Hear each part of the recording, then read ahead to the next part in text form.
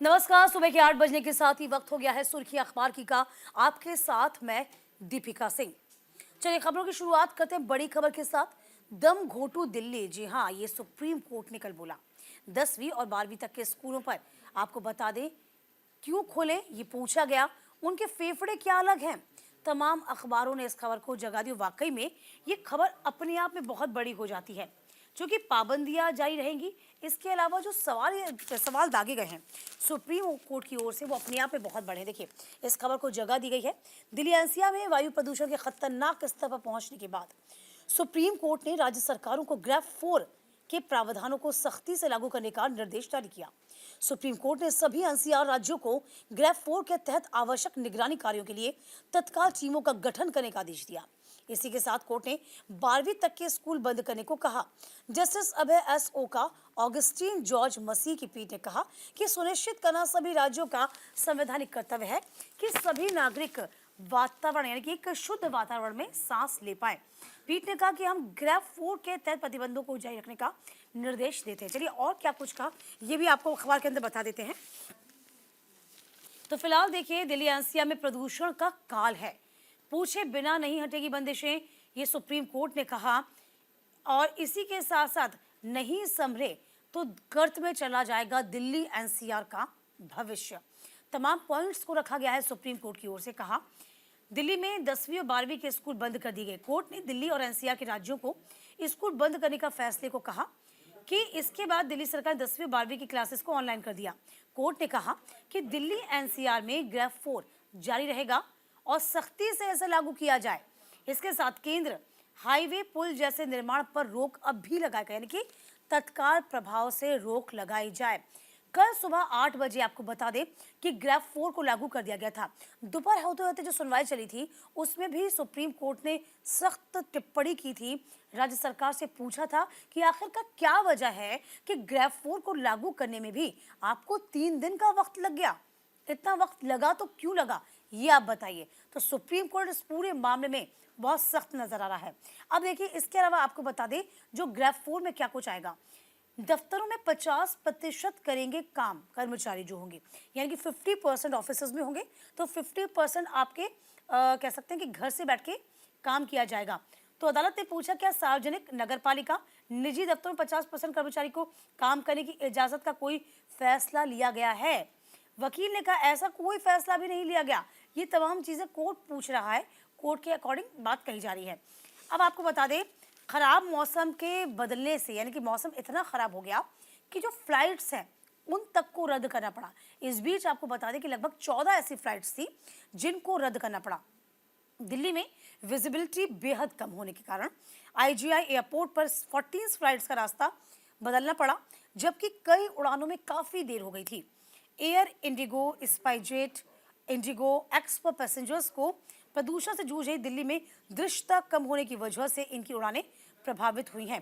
देखिए, अब तमाम बड़ी बातें सुप्रीम कोर्ट ने सरकार से कही। सरकार से पूछा कि एक ऐसा मैकेनिज्म बनाइए आप कि ग्रेफ 4 के नियमों का उल्लंघन होने पर कोर्ट में शिकायत की जा सके और सख्ती से इसे लागू किया जाना इसलिए लाजमी है क्योंकि इसका संबंध सीधे सीधे जनता के स्वास्थ्य पे पड़ रहा है।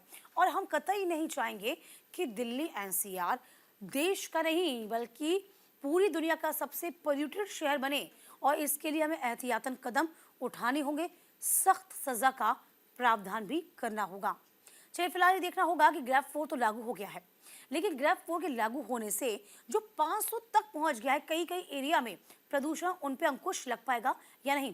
देखिए, इस बात को सुप्रीम कोर्ट भले सख्ती लगा दे, सरकार भले ही कितनी पाबंदियां लगा दे, लेकिन ये आपको और हमको खुद सोचना होगा कि प्रदूषण का स्तर हम कैसे अपने बिहाफ पे कम कर सकते हैं। ये वाकई में सोच का विषय है। चलिए खबरों में आगे बढ़ेंगे। मणिपुर में 5000 जवान जाएंगे। अति संवेदनशील इलाकों में अफस्पा लगेगा। गृह मंत्री अमित शाह ने अधिकारियों को जल्द शांति बहाल करने के निर्देश जारी किए हैं। देखिए, मणिपुर जो है वो लगातार हिंसा की आग में जल रहा है, सबको पता है, और इसी को लेकर कहीं ना कहीं ये माथे पर चिंता की लकीर है। और यही बड़ी वजह है कि पूरी कोशिश यहाँ पर ये की जा रही है कि किसी न किसी तरीके से जो हालात हैं उन पर काबू पाया जा सके। तो फिलहाल देखिए मणिपुर में अब जांच शुरू हो जाएगी। 5,000 जवान जाएंगे अति संवेदनशीलों में, अफस्पा लगाया जाएगा। तो फिलहाल देखिए आपको बता दें, ये देखिए इस खबर को अमर उजाला ने भी जगह दी है। देखिए यहाँ पे तस्वीर, देखिए तस्वीर, ऐसे ही आग में जल रहा है मणिपुर और ये अपने आप में बहुत चौंकाने वाली खबर है। तो मणिपुर में फिर से हिंसा भड़कने के बाद गृह मंत्री अमित शाह ने आपको बता दें एक हाई लेवल की मीटिंग की। हाई लेवल की मीटिंग में कई बड़े फैसले भी लिए गए हैं। इसके अंतर्गत आपको बता दें, आपको याद होगा एनआईए ने हिंसा के 3 मामलों में केस में अब जांच शुरू कर दी है। इसके अलावा आपको बता दें 6 लोगों की हत्या, सीआरपीएफ चौकी पर हमले का पूरा मामला था। इसमें मणिपुर इम्फाल की घाटी में विभिन्न जिलों में हिंसा भड़कने से हालात बिगड़ने के बीच राष्ट्रीय जांच एजेंसी ने आपको बता दें कि इस बीच मामला दर्ज किया है। जो सूत्र बता रहे हैं वो क्या कह रहे हैं, जरा ये भी जान लीजिए। मणिपुर की ओर से आपको बता दें मणिपुर पुलिस के मुताबिक एफआईआर दर्ज की गई। राष्ट्रीय जांच एजेंसी ने 13 नवंबर को ही अपने पास ही संज्ञान ले लिया था। इस घटना के बाद मणिपुर की इम्फाल घाटी में कानून व्यवस्था की स्थिति और भी ज्यादा बिगड़ गई है। इसी को लेकर आपको बता दें कि विधायकों के आवास पर, जिसको सीधे सीधे निशाना बनाया जाता, विधायकों के आवास हो गया या फिर हम कह सकते हैं सीएम का जो आवास था, जो पुश्तैनी घर था, उसको भी यहाँ पर निशाना बनाया गया था। यहाँ पर आपको बता दें कि आवासों की सुरक्षा को और बढ़ा दिया गया है। मणिपुर में डबल इंजन की सरकार पूरी तरीके से विफल है। अब आरोप प्रत्यारोप का दौर भी शुरू हो गया है, कांग्रेस ये कह रही है। तो फिलहाल देखिए आपको याद होगा कि इस मामले में जिरीमाम स्थानीय पुलिस ने 8 नवंबर को एफआईआर दर्ज की थी। दूसरा मामला सशस्त्र उग्रवादियों की जिरीबाम के जाकुराधोर, करोंद और बोरोबेकरा पुलिस स्टेशन पर सीआरपीएफ चौकी पर हमले का है। मुठभेड़ में कम से कम 10 कुकी उग्रवादी मारे गए थे। बोरोबेकरा पुलिस स्टेशन में 11 नवंबर को एफआईआर दर्ज हुई थी। फिलहाल देखिए हम ये इसलिए कह रहे हैं कि लगातार देखिए हर अखबार ने इस खबर को जगह दिया है और वाकई में खबर अपने आप में इसलिए बड़ी हो जाती है क्योंकि मणिपुर देश का एक अहम हिस्सा है। आप इसको अलग नहीं कर सकते, आप इसको कहीं ना कहीं अपने से दूर नहीं कर सकते। देखिए अब ये नवभारत टाइम्स की भी कटिंग मैं आप तक पहुंचाती हूँ, इसमें आप समझ पाएंगे किस तरीके से इस खबर को अलग अलग अखबारों ने अलग अलग एंगल से छापा है। देखिए मणिपुर में प्रदर्शनकारियों की मौत हुई, सरकारी दफ्तरों पर लोगों ने ताले जड़ दिए हैं। इस बीच अमित शाह, जो कि अमित शाह ने साफ तौर पर कहा गृह मंत्री ने कि तमाम राज्यों में इस वक्त विधानसभा चुनाव की तैयारियां इस वक्त चल रही हैं और इसी को लेकर तमाम रैलियों को छोड़ दिया गया, वापस दिल्ली आए, अधिकारियों के साथ मंत्रणा की और इसके बाद एक टीम का गठन भी करने की बात कही गई है। तो फिलहाल देखिए शाह की बैठक और फोर्स भेजी जाएगी, ये अमित शाह ने साफ लहजे में कहा। जो दूसरा एंगल लिया गया है वो आपको बताते हैं। गृहमंत्री अमित शाह ने सोमवार को हाई लेवल मीटिंग की, अधिकारियों को निर्देशित किया कि जल्द शांति बहाली करने पर ध्यान दें। स्थिति से निपटने में राज्य सरकार की मदद के लिए 5,000 अर्ध सैनिक बलों को वहां भेजा जाए। उधर राहुल गांधी ने कहा मणिपुर 1.5 साल से जल रहा है लेकिन अभी भी प्रधानमंत्री मोदी वहां नहीं गए हैं। देखिए ये बड़ी बात है और कोशिश यही है कि कहीं ना कहीं ज्यादा से ज्यादा जो लोग मारे गए हैं उनका संज्ञान लें और मणिपुर में वापस से शांति बहाल की जाए। देखना ये होगा कि जो नई पहल केंद्र सरकार की ओर से की गई है ये कितनी कारगर साबित हो पाती है। क्या मणिपुर में अब भी अशांति बनी रहेगी या शांति वापस कायम हो पाएगी, ये चुनौती केंद्र सरकार के लिए भी है। चलिए आगे बढ़ जाएंगे। विधानसभा चुनाव, जी हाँ, महाराष्ट्र और झारखंड में घर घर दस्तक हो रही है। प्रचार खत्म हो गया है, वोटिंग कल है। 58 करोड़ की जब्ती पिछली बार से 7 गुना ज्यादा है। तो फिलहाल देखिए तमाम अखबारों ने इस खबर को तरजीह दी है। ये खबर अपने आप में बेहद खास है क्योंकि कई वक्त से आपने देखा होगा किस तरीके से लगातार प्रचार प्रसार खत्म होने के बाद घर घर दस्तक दी जा रही है। उस खबर को तरजीह दी है दैनिक भास्कर ने भी। तो फिलहाल अब तक ये खबर हम पहुंचा भी रहे हैं।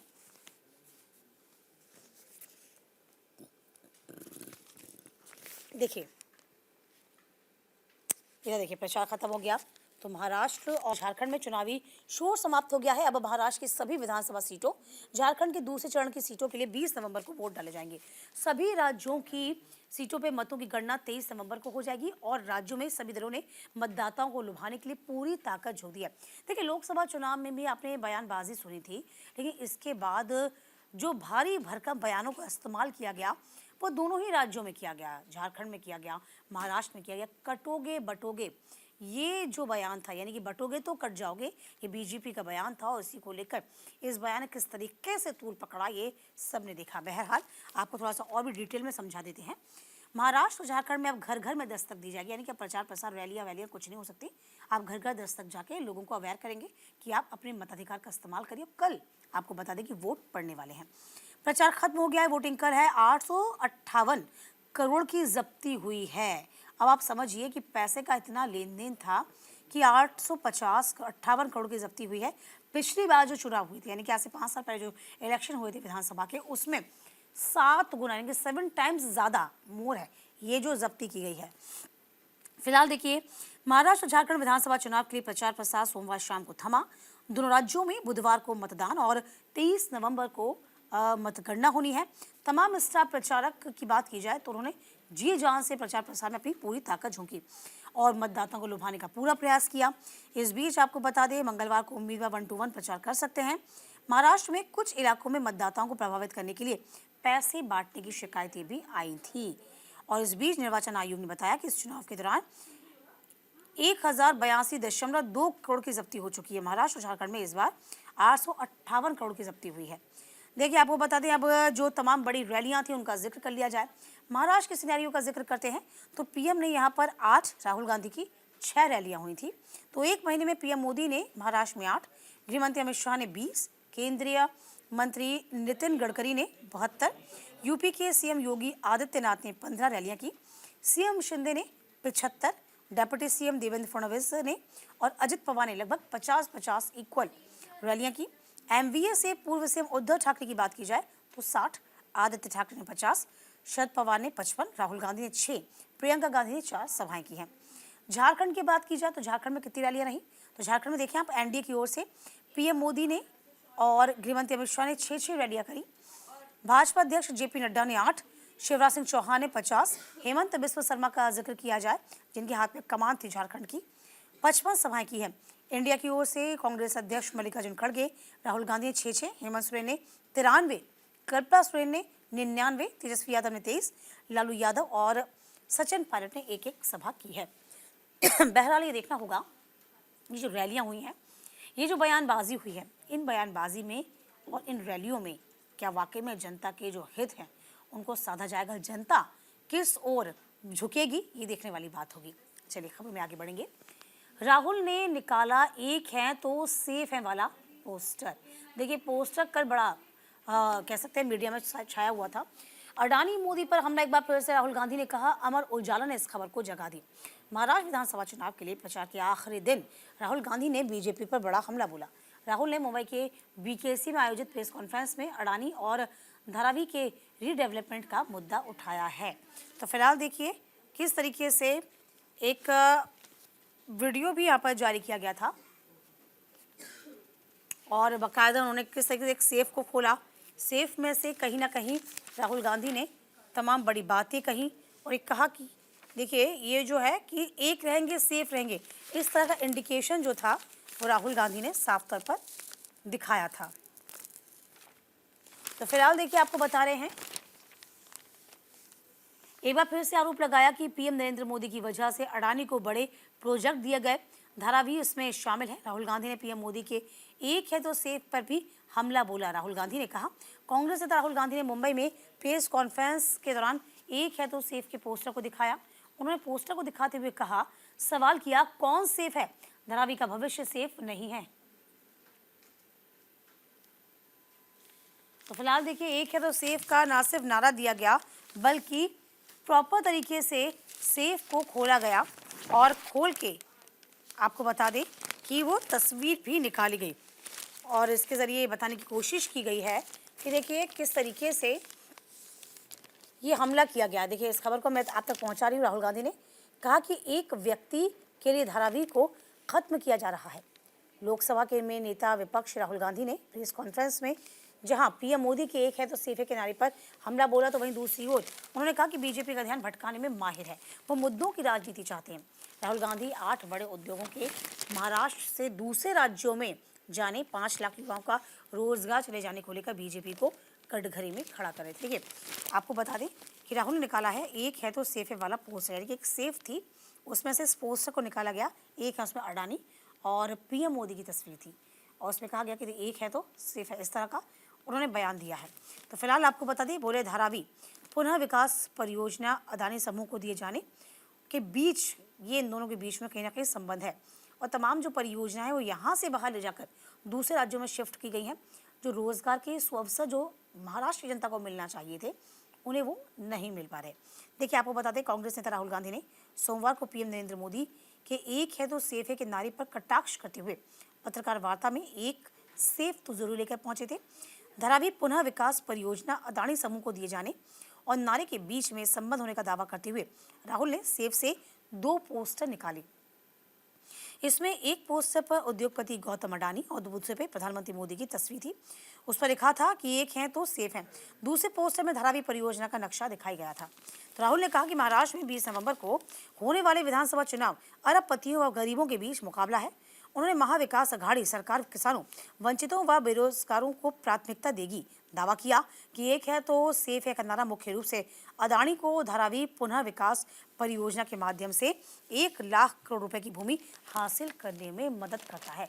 तो न सिर्फ पोस्टर दिखाए गए बल्कि एक गंभीर आरोप भी लगाया गया कि ये जो पूरा प्रोजेक्ट है वो सिर्फ और सिर्फ केंद्र सरकार का जो मोटिव है वो ये है कि अडानी को इससे फायदा पहुंचाया जाए और धारावी का जो प्रोजेक्ट है उसमें से एक है। ये तमाम बड़ी बातें राहुल गांधी ने की, आपने सुना होगा। प्रियंका गांधी वाड्रा ने भी कहा कि केंद्र सरकार तमाम परियोजनाओं को सिर्फ गुजरात या फिर माफ कीजिएगा बीजेपी शासित राज्यों में ही लेके आती है, जिससे कि बीजेपी को वहाँ के बाशिंदों को फायदा हो। यहाँ के जो रोजगार के अवसर हैं महाराष्ट्र स्पेशली, वो अवसर कैसे मिलेंगे ये कम से कम हमको बताए केंद्र सरकार, और यदि हम सत्ता में आएंगे तो रोजगार के सुअवसर हम वापस से आप लोगों को प्रदान करेंगे। तमाम बड़ी बातें कही गई हैं। चलिए खबरों में आगे बढ़ जाएंगे। गहलोत भाजपा में शामिल, कहा किसी दबाव में नहीं छोड़ी आम आदमी पार्टी। तो फिलहाल देखिए, आम आदमी पार्टी और दिल्ली सरकार के कैबिनेट मंत्री पद से इस्तीफा देने के लिए 24 घंटे के बाद कैलाश गहलोत ने सोमवार को बीजेपी में शामिल हुए। आपको बता दें कि दिल्ली वीरेंद्र सचदेवा ने उन्हें पार्टी की सदस्यता ग्रहण कराई। इस दौरान केंद्रीय मंत्री मनोहर लाल खट्टर भी मौजूद हुए। बीजेपी में शामिल होने के बाद कैलाश गहलोत ने कहा कि लोग सोचते होंगे कि रातों रात ये फैसला ले लिया गया, किसी के दबाव में आकर फैसला लिया, लेकिन ऐसा नहीं है। तो किसी के दबाव में आकर मैंने पार्टी को नहीं छोड़ा, मैंने स्वतः संज्ञान लिया।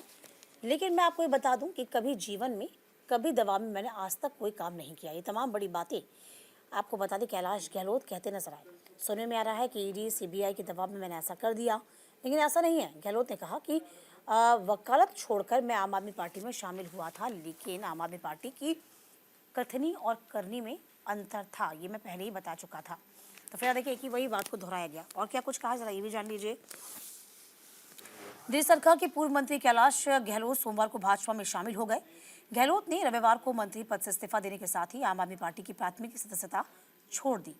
दिल्ली में भाजपा के राष्ट्रीय कार्यालय में गहलोत को पार्टी की सदस्यता ग्रहण कराई गई और इस दौरान केंद्रीय मंत्री मनोहर लाल, राष्ट्रीय उपाध्यक्ष और दिल्ली चुनाव प्रभारी बैजंत पांडा, महामंत्री दुष्यंत गौतम, प्रदेश भाजपा अध्यक्ष वीरेंद्र सचदेवा समेत भाजपा के तमाम बड़े नेता वहां मौजूद थे। भाजपा में शामिल होने के बाद गहलोत ने कहा कि उन्हें ईडी सीबीआई के दबाव में आप नहीं छोड़ी है। गहलोत ने कहा, मैं पेशे से वकील हूं, मैं अन्ना हजारे के समय में एक विचारधारा से जुड़ा था, क्योंकि हमें एक अलग उम्मीद थी, हमने कई उम्मीदें बना के रखी थी, लेकिन आम आदमी पार्टी सिर्फ और सिर्फ कहीं ना कहीं केंद्र से उलझ गई और जो वादे आम आदमी पार्टी ने जनता के लिए किए थे, उन दावों वादों को पूरा नहीं कर पाई है। तो छोटे छोटे मसलों पर उलझना और शीश महल का जिक्र किया गया, यमुना की सफाई का जिक्र किया गया, तमाम वादे जनता से आम आदमी पार्टी ने करे, लेकिन इन वादों को पूरा कभी नहीं कर पाई। और यही एक वजह है कि बड़ा सा चिट्ठा फरमान जारी करते हुए, फर्रा जारी करते हुए, कहीं ना कहीं आरोपों की झड़ी लगाते हुए कैलाश ने पार्टी को छोड़ दिया। और जैसा कि सभी बता रहे थे कि होना यही है कि बीजेपी का दामन थाम लेंगे, और कल आपको बता दें बीजेपी का दामन थाम लिया गया। फिलहाल वक्त छोटे से ब्रेक का, कहीं मत जाइएगा, हम फौरन लौटेंगे।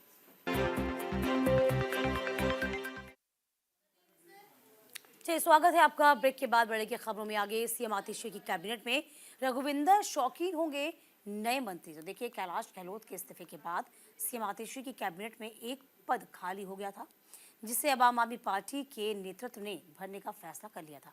आपके राष्ट्रीय संयोजक अरविंद केजरीवाल ने अब कैलाश गहलोत की जगह रघुविंदर शौकीन को कैबिनेट मंत्री पद की जिम्मेवारी सौंपी। रघुविंदर शौकीन पश्चिम दिल्ली के नागलोई जाट सीट से पार्टी की विधायक हैं। बताया जा रहा है कि कैलाश गहलोत के इस्तीफे के बाद पहली बार रघुविंदर शौकीन को कैबिनेट में शामिल होने का मौका मिला है। तो फिलहाल देखिए, तस्वीरें भी आप तक पहुंचा रहे हैं।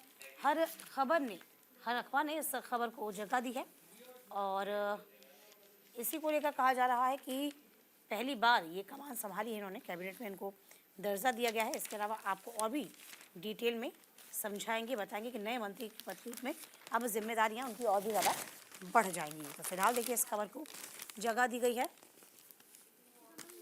तो कैबिनेट में शामिल होने का मौका मिला। कैलाश गहलोत जाट समाज से आते हैं और उनकी कमी को पूरा करने के लिए आपने जाट समाज से ही आने वाले रघुविंदर शौकीन को कैबिनेट में शामिल किया है। रघुविंदर शौकीन सिविल इंजीनियर रहे हैं और शिक्षा के क्षेत्र में भी वे काफ़ी अरसे से काम करते आए हैं। चलिए, इस खबर को और ज़्यादा समझा देते हैं आपको डिटेल में कि आखिरकार हैं कौन। नई पारी, जी हाँ, नई पारी है। सीएम आतिशी के कैबिनेट में रघुविंदर शौकीन होंगे अब नए मंत्री। नई पारी, 2 बार नांगलोई जाट से विधायक रह चुके हैं शौकीन। सिसोदिया ने कहा कि उम्मीद है कि रघुविंदर लोगों की खूब सेवा करेंगे और अपनी जिम्मेदारी की पूरी निष्ठा से उसका पालन भी करेंगे। तो आतिशी की कैबिनेट में रघुविंदर शौकीन नए मंत्री हैं। आम आदमी पार्टी के राष्ट्रीय संयोजक अरविंद केजरीवाल ने रघुविंदर शौकीन के नाम पर मुहर लगाई। इस बात की जानकारी भी साझा की कि पार्टी के वरिष्ठ नेता मनोज सिसोदिया ने कहा, हमें पूरी उम्मीद है कि रघुविंदर दिल्ली के लोगों की खूब सेवा करेंगे और अपनी जिम्मेवारियों को निष्ठापूर्वक निभाएंगे। रविवार को कैलाश गहलोत ने आम आदमी पार्टी की प्राथमिकी सदस्यता और मंत्री पद से इस्तीफा दे दिया था। इसके बाद से ही कहा जा रहा था कि ये पद जो है वो खाली है और इस पद को लेकर पहले से गहमा गहमी का माहौल था कि आखिरकार इस पद पर कौन होगा। तो फिलहाल पहली बार कैबिनेट में कह सकते हैं कि मौका मिला है कैबिनेट में बतौर मंत्री बनने का। तो फिलहाल आपको बता दें, सिसोदिया ने कहा कि हम जानते हैं कि रघुविंदर सिंह जाट समुदाय के लोकप्रिय नेता हैं। शिक्षा के क्षेत्र में पहले भी उन्होंने काफ़ी काम किया है। जिस तरह से आम आदमी पार्टी के बारे में कहा जाता है कि पढ़े लिखे लोगों की पार्टी है। अरविंद केजरीवाल खुद पढ़े लिखे हैं और उनकी टीम भी पढ़ी लिखी है। तो चाहे वो किसान आंदोलन हो, पहलवानों का मुद्दा हो या फिर बीजेपी में हरियाणा के चुनाव हो, तो बीजेपी ने हरियाणा के चुनाव में जाट बनाम अन्य बनाकर जीता था, समाज को विभाजित करने का काम किया और ये हम नहीं होने दिए जाएंगे। यानी कि एक तीर से कह सकते हैं कई निशाने साधने की कोशिश यहाँ पर आम आदमी पार्टी कर रही है। लेकिन अब देखना ये होगा कि जाट नेता को मंत्री पद सौंप के कितना बेनिफिट होगा, ये देखने वाली बात होगी। 2 महीने के बाद यानी कि नए साल में विधानसभा के चुनाव होने हैं और इसी को लेकर ये तैयारी मानी जा रही है। हालांकि देखिए, जो राजनेता करते हैं वो दूर तक के लिए होता है। तो आप समझिए कि पंजाब में किसान जो है वो लगातार प्रदर्शन कर रहे हैं। एक तीर से कई निशाना साधने की कोशिश यहाँ पर की जा रही है। जाट एक नेता को बनाया गया है। आपको याद होगा 27 में उत्तर प्रदेश में भी इलेक्शन होने वाले हैं।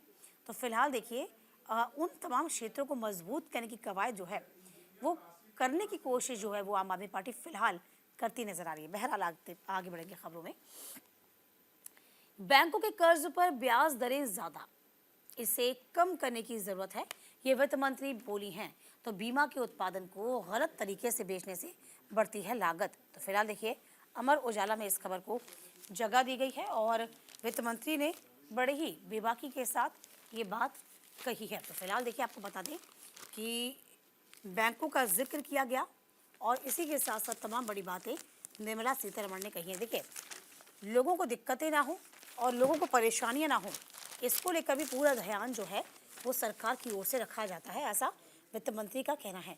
तो बैंकों की जो ब्याज दरें हैं, यानी कि अब बैंकों का सिलसिला ब्याज दरें के लिए कुछ दबाव जो है लोगों पे कम हो, इसे कम करने की ज़रूरत है। वित्त मंत्री निर्मला सीतारमण ने कहा कि दरों को कम करने से विकसित भारत की आकांक्षाओं को पाने में मदद मिल सकती है। भारत को उद्योगों के आगे बढ़ने व सुविधाओं का जिक्र भी उन्होंने किया और इसमें निवेश करने की ज़रूरत भी बताई गई। चलिए और थोड़ा डिटेल में इस खबर को जान लेते हैं कि आखिरकार वित्त मंत्री का जो मंतव्य है वो क्या है। बैंकों की कर्ज पर ब्याज दरें ज्यादा है, इसे कम करने की जरूरत है। वित्त मंत्री बोली है, बीमा के उत्पादों को गलत तरीके से बेचने से लागत बढ़ती है। तो बैंकों की ब्याज दरें कुछ लोगों के लिए दबाव बनाने वाली हैं, इसे कम करने की जरूरत है। वित्त मंत्री निर्मला सीतारमण ने कहा कि दरों को कम करने से विकसित भारत को आकांक्षा पाने में मदद मिलेगी। भारत को उद्योगों को आगे बढ़ाने, नई सुविधाओं में निवेश करने का मौका मिलेगा। निर्मला सीतारमण ने सोमवार को एसबीआई के कार्यक्रम में कहा कि जब आप भारत की विकास की जरूरतों को देखते हैं तो आपके पास कई राय आ सकती है। कह सकते हैं कि उधार लेने की बहुत ज्यादा जरूरत लोगों को नजर आती है। जब हम चाहते हैं कि उद्योग तेजी से आगे बढ़े, निर्माण और बढ़े, तो बैंक ब्याज दरों को सस्ता बनाना होगा। तो देखिए, आपको बता दें, repo rate, reverse repo rate इसी के अंतर्गत, और बैंक कर्ज देने की अपने मुख्य कार्य पर केंद्रित होती है। तो फिलहाल देखिए, सीतारमण ने कहा कि विकास सरकार की प्राथमिकता है। महंगाई एक जटिल मुद्दा है और जो आम आदमी को सीधे सीधे उसकी जेब पर असर डालती है, उसको प्रभावित करती है। सरकार खाद्य तेलों, दालों सहित आपूर्ति पक्षों के उपायों पर काम कर रही है। सरकार के प्रयास मुख्य रूप से अस्थिरता को कम करने के लिए भंडारण की सुविधाओं में सुधार केंद्रित है। तो आ गया है कि स्वतंत्र रेटिंग एजेंसियां हमारे लिए रेटिंग अपग्रेड पर फैसला लें, ये निर्मला सीतारमण ने कहा।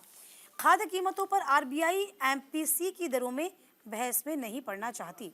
तो वित्त मंत्री ने यह भी कहा है कि इस बहस में मैं कतई नहीं पड़ना चाहती हूं कि महंगाई सूचकांक बनाते वक्त खाद्य कीमतों पर विचार किया जाना चाहिए या फिर आरबीआई की मौद्रिक नीति समिति द्वारा दरों पर निर्णय लिया जाना चाहिए।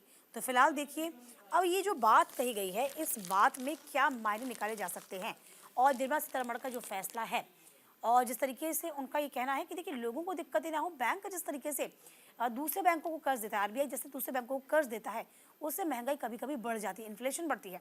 और हमारी कह सकते हैं मंशा यही है कि लोगों को एक महंगाई से मुक्ति मिले और विकास के पथ पर देश अग्रसर हो। ये केंद्र सरकार, ये सरकार की मंशा है। चलिए आगे बढ़ेंगे। ब्राजील में संस्कृत श्लोकों के साथ पीएम मोदी का भव्य स्वागत हुआ। ये यादगार पल रहा।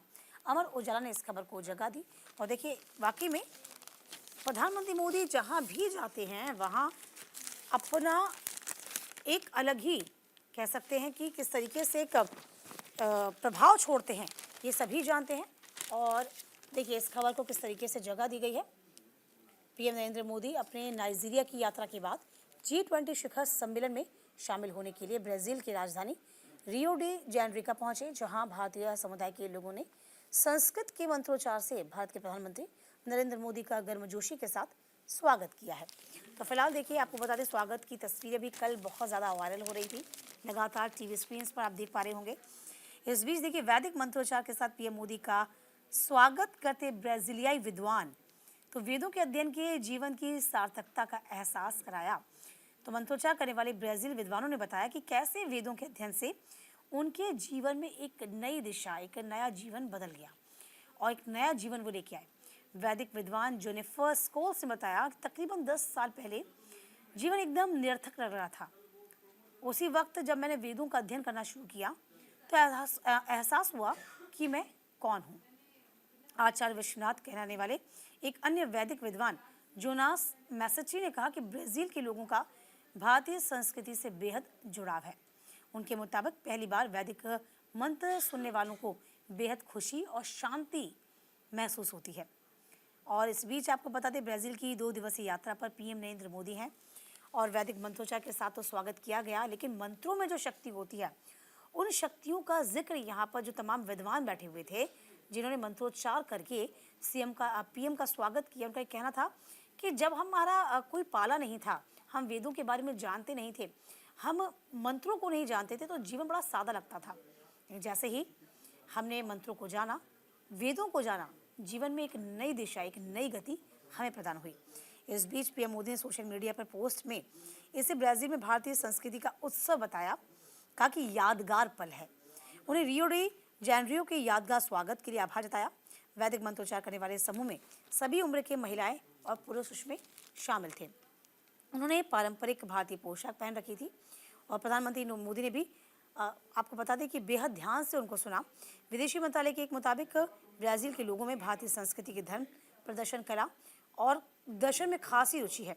लेकिन दर्शन ब्राजील की लोक कथाओं की परंपराओं को साफ झलकती है। फिलहाल देखिए, हम वही आपसे कह रहे थे कि जब भी प्रधानमंत्री नरेंद्र मोदी कहीं जाते हैं तो अपने आप में एक अलग ही ऑरा जो है उनका उनके साथ चलता है, और जो लोगों को कहीं ना कहीं अपने से जोड़ने की कोशिश करता है। नाइजीरिया में किस तरीके से सर्वोच्च सम्मान उनको दिया गया, और इसके बाद जब वो ब्राज़ील पहुंचते मंत्रोच्चार के द्वारा उनका स्वागत किया था। और देखिए, ये बड़ी बात है कि मंत्रोच्चार करने वाले कोई भारतीय नहीं थे, वो ब्राज़ील के ही नागरिक थे जो हमारे देश की संस्कृति से, हमारे देश के वेदों से प्रभावित हुए। हालांकि वेद तो सभी के लिए हैं, लेकिन हमारे देश की जो परंपरा है उसका निर्वहन बखूबी किया गया। चलिए आगे बढ़ेंगे। G20 सम्मेलन, भूख गरीबी के खिलाफ जंग लड़ने पर बनी है सहमति। अमर उजाला ने इस खबर को जगह दी। ब्राजील के रियो डी जेनेरियो में सामाजिक समावेशन और भूख और लड़ाई के खिलाफ, गरीबी के खिलाफ ये लड़ाई है। तो देखिए, तमाम पहलुओं पर, तमाम बिंदुओं पर बातचीत होती है, और ये बातचीत कई मायनों में खास इसलिए भी हो जाती है क्योंकि एक समावेशी बीच का रास्ता अख्तियार करना होता है, जिसका मकसद यही होता है कि जो तमाम देश हैं उसमें आपसी परस्पर संबंध और प्रगाढ़ हों, चाहे वो व्यापार के क्षेत्र में हो या फिर आपको बता दें जलवायु के क्षेत्र में हो। इनके संबंध प्रगाढ़ होने से कहीं ना कहीं जो गति है वो मिलती है।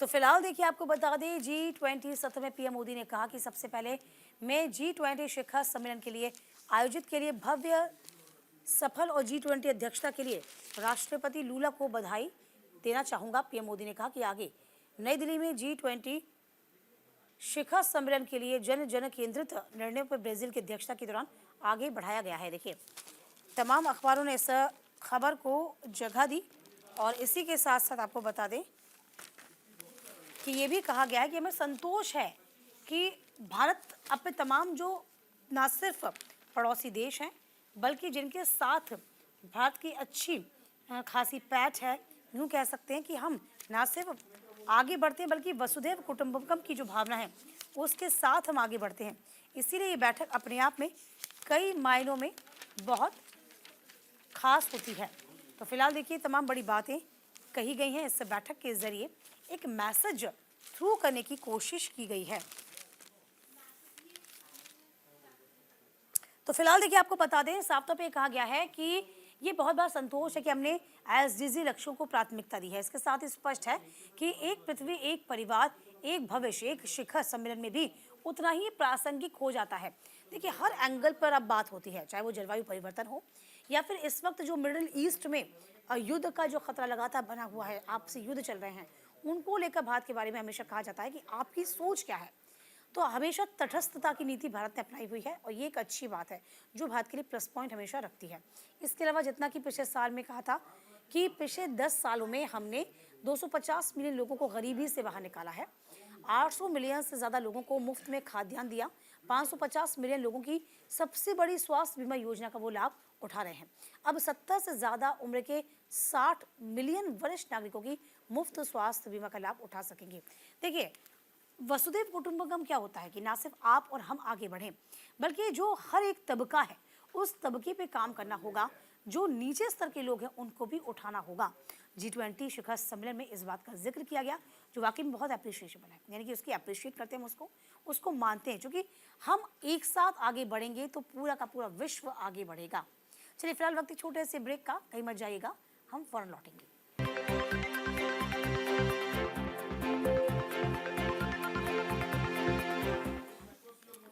चलिए खबरों में आगे बढ़ जाएंगे। ट्रंप की गद्दी पर बैठने से पहले तीसरा विश्व युद्ध छेड़ना चाहते हैं बाइडेन, ये जूनियर ट्रंप ने कहा है। दैनिक भास्कर ने इस खबर को जगह दी। डोनाल्ड जूनियर ट्रंप ने जनवरी में अपने पिता के व्हाइट हाउस लौटने से पहले बाइडेन प्रशासन पर तनाव बढ़ाने का आरोप भी लगा दिया है। तो फिलहाल देखिए, काफ़ी बड़ी जगह इस खबर को दैनिक भास्कर में तरजीह दी गई है। जूनियर ट्रंप ने कहा कि बाइडेन जानबूझकर हिंसा भड़काना चाहते हैं जिससे तीसरा विश्व युद्ध भी हो। इससे पहले अमेरिका के राष्ट्रपति जो बाइडेन ने यूक्रेनी सेना को रूस के साथ चल रहे संघर्ष के दौरान अमेरिका के द्वारा भेजी गई मिसाइल्स का इस्तेमाल करने की मंजूरी दी। फिर उन्होंने ये भी कहा कि मेरे पिता को शांति स्थापित करने, जीवन बचाने का मौका मिलने से पहले सैन्य औद्योगिक परिसर ये सुनिश्चित करना चाहता है कि तीसरा विश्व युद्ध शुरू कर दें। बौखलाए बाइडेन जानबूझकर ऐसा करने में और भड़काने में लोगों को लगे हुए हैं। देखिए, जूनियर ट्रम्प भी बड़ी बात कह रहे हैं। तो फिलहाल रूस यूक्रेन युद्ध, बाइडेन ने जाते जाते यूक्रेन और अमेरिकी मिसाइलों से हमले की मंजूरी दी थी। ये बात कही गई है जूनियर ट्रम्प के द्वारा। ट्रम्प के गद्दी पर बैठने से पहले तीसरा विश्व युद्ध छेड़ना चाहते थे, यानी कि कॉन्स्पिरेसी उनके खिलाफ, ट्रम्प के खिलाफ की जा रही थी, ये जूनियर ट्रम्प का कहना है। तो फिलहाल देखिए, अमेरिका राष्ट्रपति जो बाइडेन ने अपना पद छोड़ने से 2 महीने पहले एक बड़ा फैसला लिया था। यूक्रेन को रूस के ठिकानों पर हमले के लिए लंबी दूरी की जो मारक मिसाइलें हैं उनका इस्तेमाल करने के लिए परमिशन दी थी। इन मिसाइलों का इस्तेमाल पश्चिमी रूस के कुर्स्क में और रूसी उत्तर कोरियाई हमलों के खिलाफ यूक्रेन सेना की रक्षा के लिए किया जा सकता है। बाइडेन के इस फैसले की रिपब्लिकन पार्टी ने कड़ी आलोचना की थी। डोनाल्ड ट्रंप के सबसे बड़े बेटे जूनियर ट्रंप ने कहा कि मेरे पिता को शांति स्थापित करने, जीवन बचाने का मौका मिलने से पहले ही उनके खिलाफ एक कॉन्स्पिरेसी की जा रही थी, षड्यंत्र किया जा रहा था, जानबूझकर युद्ध भड़काने की कोशिश थी। अब Ukraine army technical missile system का प्रयोग कर सकेंगे, ये भी कहा गया है। इस मिसाइल का शॉर्ट नेम अटैम डेम्स होगा। देखिए, अटैम डेम्स यानी कि अटैम डेम्स 12 करोड़ की एक मिसाइल है। जरा आप ये जान लीजिए। रूस की धमकी क्या है, जरा ये भी जानिए। रूस की धमकी, मिसाइल दागी तो मुंह तोड़ जवाब देंगे। तो फिलहाल देखिए, जिस मिसाइल का जिक्र किया गया है वो है अटैक डेम्स, जो कि 12 करोड़ की एक मिसाइल है। अब समझिए, अटैक डेम्स मिसाइल सिस्टम के तहत एक सतह पर मार करने वाली बैलिस्टिक मिसाइल है, और ये कहीं ना कहीं अपने आप में बड़ी बात भी है। साफ तौर पर 300 किलोमीटर के लक्ष्य को भेदने की इसमें क्षमता है, और हर मिसाइल की कीमत लगभग 12.66 करोड़ रुपए है। तो लॉकहीड मार्टिन के द्वारा निर्मित इस मिसाइल्स को या तो tracked M270 multiple launches rocket system या फिर M142 high mobility 48 rocket system में दागा जा सकता है। इस बीच आपको बता दें, रूस ने क्या कहा। रूस ने की धमकी है, ये मिसाइल दागी गई तो रूस इसका मुंह तोड़ जवाब देगा। बाइडेन प्रशासन का कहना है कि उत्तर कोरियाई सैनिक कोर्स में तैनाती के जवाब में कदम उठाया गया है। 50,000 उत्तरी कोरियाई तैनात किए गए हैं। यूक्रेन की स्थिति मजबूत होने से भविष्य में उनके लिए शांति हो सकेगी। रूसी राष्ट्रपति व्लादिमीर पुतिन ने चेतावनी दी, अमेरिकी हथियारों से किए गए किसी भी हमले को रूस युद्ध में नाटो का सीधा दखल मानेंगे। यानी कि यदि यूक्रेन ने अमेरिका से इस्तेमाल किए गए किसी भी हथियार का प्रयोग किया तो सीधे ये मानेंगे कि नाटो का ये दखल हो रहा है, तो रूस इसका अलग तरीके से जवाब देगा। ये रूस ने चेतावनी दे दी। दूसरी बात की, रूस ने धमकी दी, अगर ये मिसाइल दागी तो मुंह तोड़ जवाब दिया जाएगा। जरूरत पड़ी तो रूस परमाणु हथियारों का इस्तेमाल भी कर देगा। तो फिलहाल देखिए, आरोप प्रत्यारोप लगाए जा रहे हैं। डोनाल्ड ट्रंप ने अमेरिका की सत्ता एक बार फिर से पाई, और अब आरोप प्रत्यारोप लगाए जा रहे हैं इस बीच। लेकिन अब यदि हम इस युद्ध की बात करते हैं, रूस और यूक्रेन युद्ध का जिक्र किया जाए, तो कोशिश यही की गई थी कि जल्द से जल्द इस युद्ध को समाप्त किया जाए। कोशिश यही की जाती थी कि युद्ध बढ़े ही ना आगे, लेकिन फिलहाल ऐसा होता नजर नहीं आ रहा। चलिए आगे बढ़ जाएंगे। कनाडा से बड़ी खबर, जहां पढ़ाई संग ज्यादा घंटों तक काम कर सकेंगे लोग।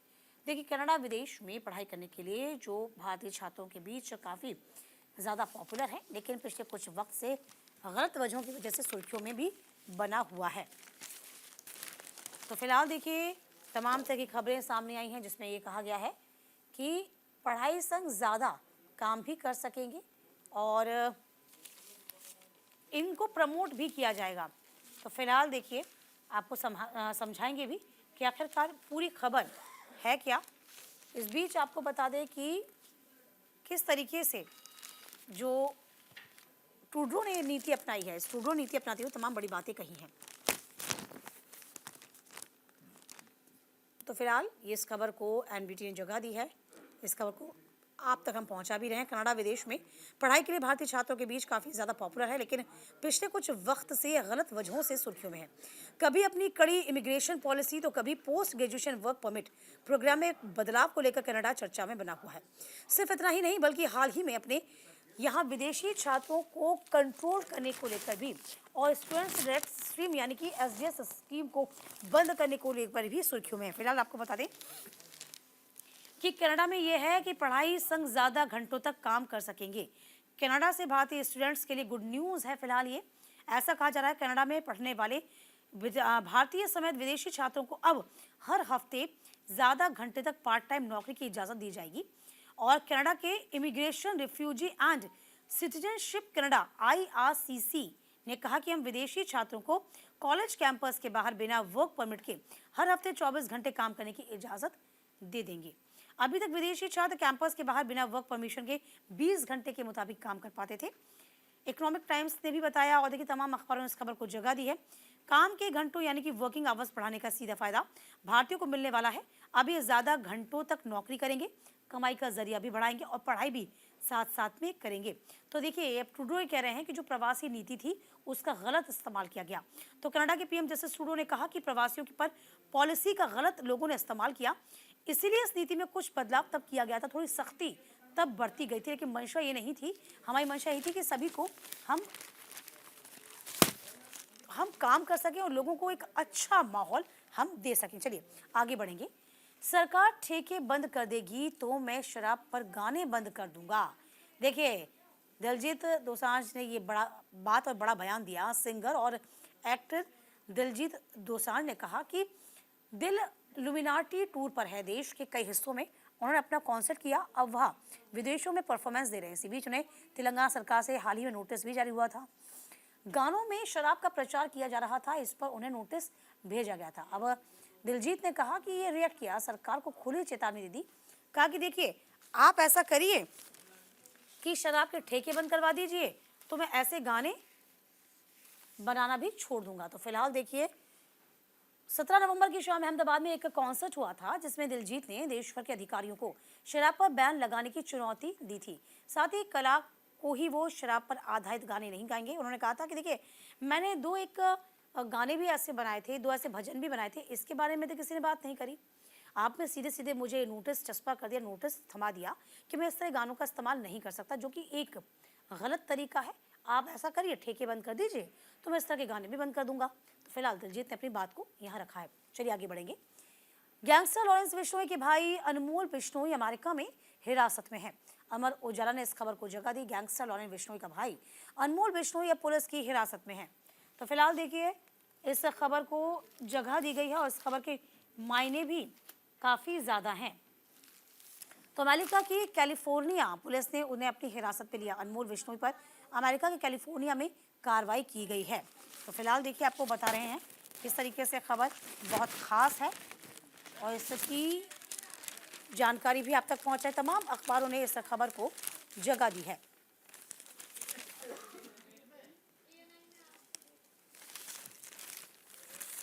तो फिलहाल आपको बता दें राष्ट्रीय जांच एजेंसी और महाराष्ट्र पुलिस सहित भारतीय एजेंसी अब उसके प्रत्यर्पण और गिरफ्तारी पर काम कर रही है।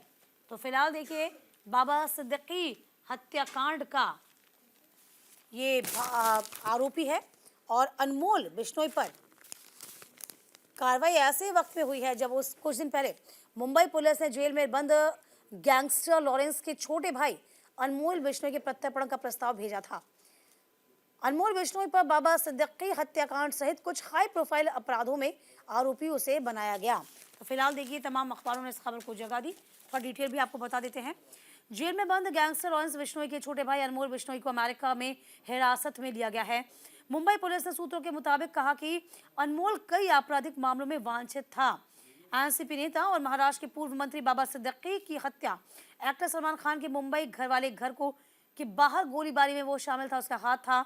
और इसके अलावा अनमोल कनाडा में रहता था, आमतौर पर अमेरिका आता जाता रहता था और उस पर 18 आपराधिक मामले हैं, जबकि एक जांच एजेंसी NIA ने उसे गिरफ्तार किया। 10 लाख का इनाम भी उस पर घोषित था। बाबा सिद्दीकी की हत्या के तार अनमोल बिश्नोई से भी जोड़े गए। पुलिस जांच में दावा हुआ कि अनमोल ने कथित तौर पर भाड़े के शूटर्स के साथ स्नैपचैट की और कहीं ना कहीं सिद्दीकी उनके बेटे जीशान की तस्वीरें साझा की। अनमोल पर सिद्धि मूसेवाला की हत्या करने का भी आरोप है। हालांकि आपको याद होगा जब बाबा सिद्दीकी हत्याकांड को अंजाम दिया गया था, ये कहा गया था कि सीधे सीधे जो शूटर्स हैं उनको ये परमिशन थी कि जो भी सामने आए उसको आप शूट कर दीजिए और इसको लेकर पूरे महाराष्ट्र में बहुत ही हड़कंप की स्थिति बन गई थी। तो फिलहाल देखिए बनमोल तो हत्थे चढ़ गया है, लेकिन क्या जो लॉरेंस बिश्नोई जेल में बंद है, साबरमती जेल में बंद है, उसका जो जाल है, जो उसका सिंडिकेट है, जो जेल से ही चलता है, क्या उस पर अंकुश लगेगा? ये देखने वाली बात होगी। चलिए इसी के साथ सुर्खी अखबार की मैं अभी के लिए बस इतना ही।